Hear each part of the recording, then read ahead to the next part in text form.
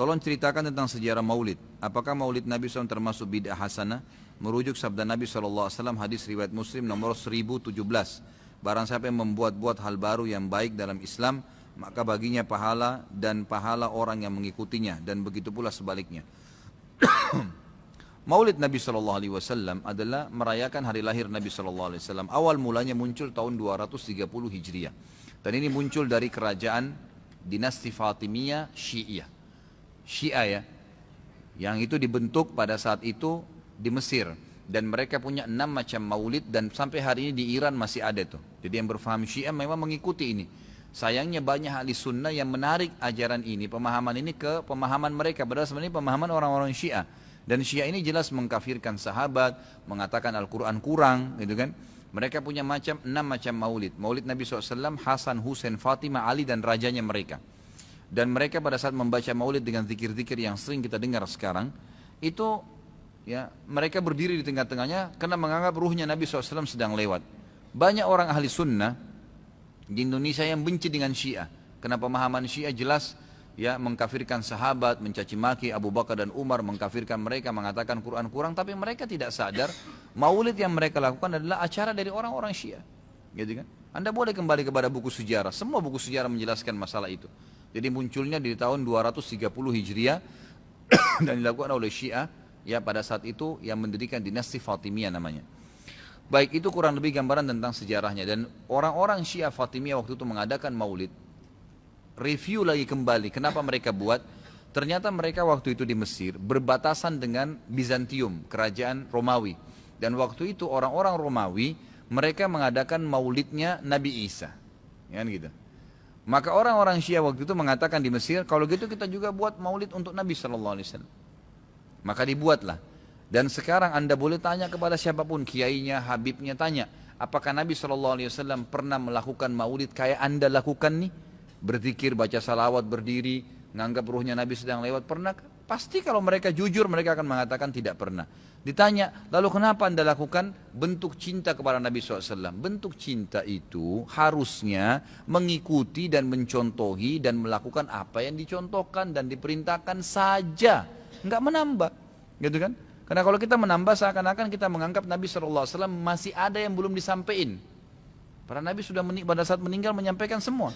Apa kata Ibnu Katsir rahimahullah? Beliau mengatakan kalimat yang mulia pada saat menafsirkan surah Al-Maidah ayat 3. Al-yawma akmaltu lakum dinakum wa atmamtu alaikum ni'mati wa raditu lakumul Islam madina. Hari ini aku sempurnakan agama kalian, nikmatku untuk kalian, dan aku ridho Islam sebagai agama kalian, kata Ibnu Katsir. Ayat ini dalil yang paling nyata dan jelas ya, menekankan bahwasanya Nabi SAW tidak menghembuskan nafas terakhirnya kecuali sudah menyampaikan semua apa yang Allah tuntunkan, dan umat ini tidak butuh lagi tambahan, yang kecil sampai yang besar, yang samar-samar sampai yang jelas, gitu kan? Semua dijelaskan, semua sudah disampaikan. Dan Nabi SAW pada saat mau meninggal dunia di Haji Wada, beliau mengatakan halla ballagtu, ingatlah saya sudah sampaikan kepada kalian. Allah ballagtu, ingatlah saya sudah sampaikan kepada kalian, sudah cukup semuanya. Maka jangan ditambah, jangan dikurangin, saudaraku. Bacalah salawat, Nabi SAW perintahin tuh, banyak perintah salawat. Baca 10 kali pagi, 10 kali sore, zikir pagi sore.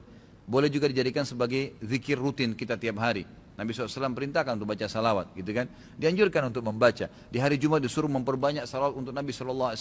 Setiap kali disebut namanya SAW. Dalam majelis ini berapa kali kita katakan Nabi SAW, Nabi SAW. Itu semua fadilah, itu diperintahkan, gitu kan. Tapi jangan dikarang secara khusus, karena itu akan menambah. Sekali lagi, saya tidak menyalahkan. Kalau Anda ngotot mengerjakannya, mengatakan ini benar, silahkan, itu hak Anda. Saya menyampaikan apa yang saya ketahui, gitu kan.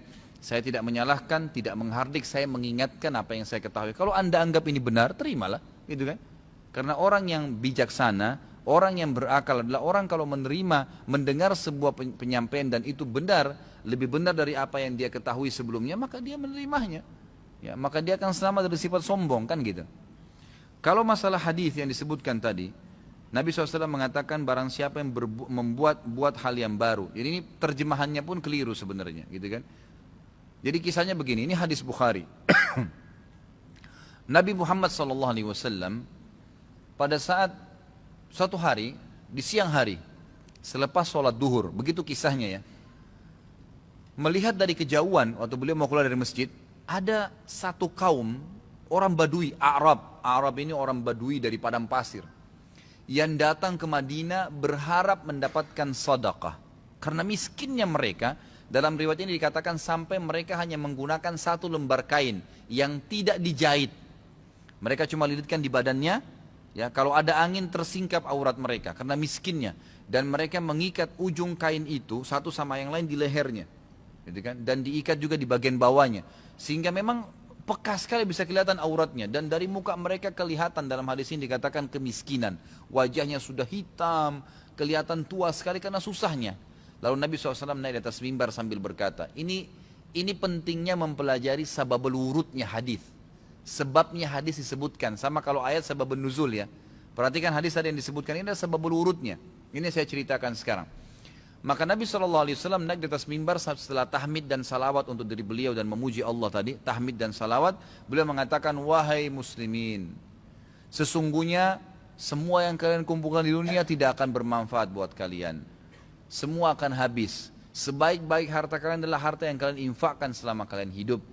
Maka berinfaklah sebelum datang masalah akhirat, datang kematian. Lalu dalam hadis ini panjang lebar Nabi SAW ceritakan masalah kematian, masalah hisab hari kiamat. Lalu motivasi, bersedekahlah sebelum terlambat waktunya. Ya, semua yang punya sesuatu di rumahnya bersedekah. Berikan orang-orang yang susah itu, yang datang menuju ke masjid. Berikan kepada mereka sebelum mereka injak masjid ini. Lalu kata Nabi SAW, bersedekahlah walaupun hanya dengan sepotong kurma. Jadi kalau seseorang di antara kalian punya kurma di rumahnya satu butir, bagi dua. Satu dia makan setengah, setengah dia makan, kasih setengah orang miskin ini. Saking pentingnya bersedekah. Waktu itu, ikhwan dan akhwat sekalian, sahabat termotivasi, ada yang menangis. Ada satu orang, sahabat berdiri. Lalu dia mengeluarkan semua yang dia miliki di kantongnya. Ya Rasulullah, ini saya sedekahkan. Dengan melihat orang itu melakukan, sahabat di masjid rame-rame melakukannya. Pada keluarin semua hartanya. Apa kata Nabi SAW? Siapa yang menunjukkan perbuatan baik dalam Islam, yang memulai. Kenapa? Karena tadi ini orang memulai kasih. Maka dia akan mendapatkan pahala orang yang melakukannya tanpa dikurangi sedikit pun dari pahala orang yang melakukannya. Jadi kalau kita ajak orang ke masjid atau kita ajak orang bersedekah, lalu dia dapat pahala nih, 10 pahala misalnya karena sholat atau karena sedekah. Kita kena mengajaknya, diberikan juga pahala 10 tanpa dikurangi dari pahala dia. Kan begitu.